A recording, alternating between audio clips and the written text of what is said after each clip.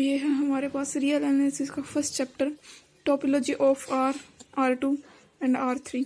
R मतलब क्या है, जिसमें सिंगल हो, ठीक है, y is equal to x, ठीक है, जिसमें दो वेरिएबल हो जैसे x y की फॉर्म में, ठीक है। इसमें जैसे एक पॉइंट होता है x हो गया कोई, इसमें दो पॉइंट हो गए x y, इसमें तीन हो गए x y z 3, ठीक है। तो फर्स्ट चैप्टर हमारे पास सबसे पहले हम क्या देखते हैं, ये रियल एनालिसिस है, ठीक है।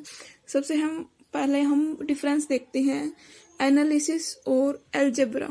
ये दो वर्ड्स हैं, इनके बीच में क्या डिफरेंस है, difference between algebra and analysis. In algebra all question has straight forward answer, ठीक है। अलजेब्रा में क्या होता है, सभी क्वेश्चन का स्ट्रेट फॉरवर्ड आंसर होता है, हम उसको डायरेक्ट आंसर कर सकते हैं किस क्वेश्चन का क्या आंसर आएगा, ठीक है।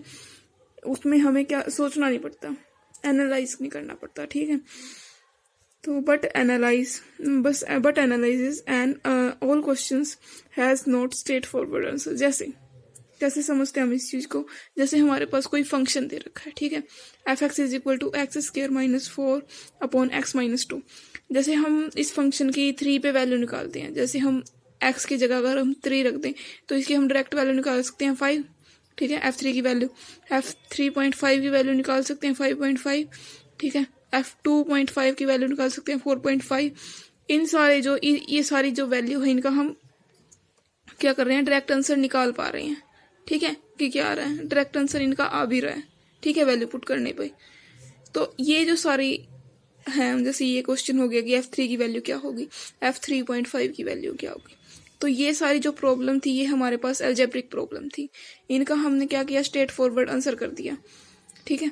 बट अगर हम देखें f2 की वैल्यू, ठीक है, f2 की वैल्यू हमारे पास कोई कहेगा कि 4 आएगी, ठीक है, कोई कहेगा कि अनडिफाइंड फॉर्म होएगी, कोई कहेगा कि 1 आएगी। कैसे, जैसे हम क्या रखते हैं, 2 रखते हैं, ठीक है।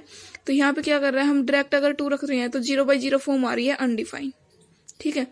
4 कैसे आएगा कि अगर हम इसको सिंप्लीफाई करें, x - 2 x + 2 upon x - 2, x - 2 से x - 2 कैंसिल, x + 2 बच गया, ठीक है। तो हमारे पास क्या आ गया, इसका 4 आंसर आ गया, ठीक है।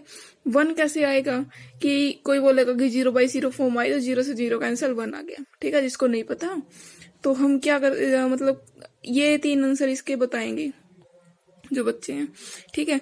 तो ये जो f2 की वैल्यू है, ये हमें ऑब्जर्व करनी पड़ेगी, ठीक है, कि मोस्ट रिक्वायर्ड आंसर इसका क्या आ सकता है, ठीक है। ये जो f2 की वैल्यू है, ये हमें एनालाइज करते हैं। इसको एनालाइज कैसे करते हैं, जैसे हम अपने लिमिट वाला चैप्टर पढ़ा होगा तो हम लिमिट लगाते थे इसमें, ठीक है, लिमिट से हम एनालाइज करते थे, ठीक है।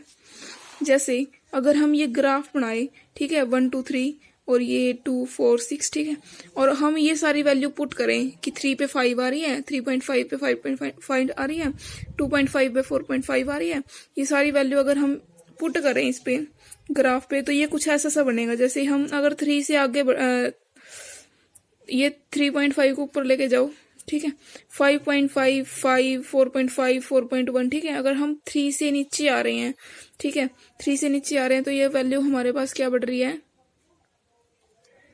4 की तरफ बढ़ रही है, ठीक है, 4 की तरफ बढ़ रही है, ठीक है।